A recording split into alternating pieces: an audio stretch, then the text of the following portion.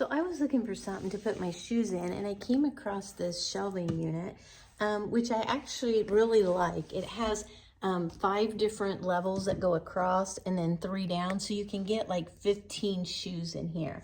I will say, like my shoes, my feet are smaller, so I can double and put them here, but my husband has like a size 11, so we have to put one here and one here. So depending on how big your feet are. But I use this for shoes, but it's actually very cute if you had like stuff that you collect and you wanted to put them, or just sort stuff to divide and put them in each little unit.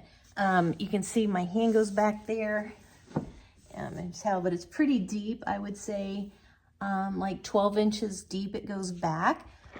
It's made on top of this like hard like plywood, but it's very solid, so you can also set stuff on the top of it as well.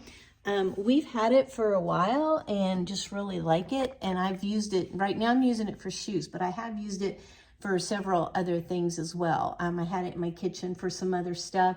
Like I said, I like that you can set stuff on the top as well, but just wanted to show you what it looked like if you're thinking about getting some kind of shelving unit to organize stuff. This one's been great and worked out for what I needed it for.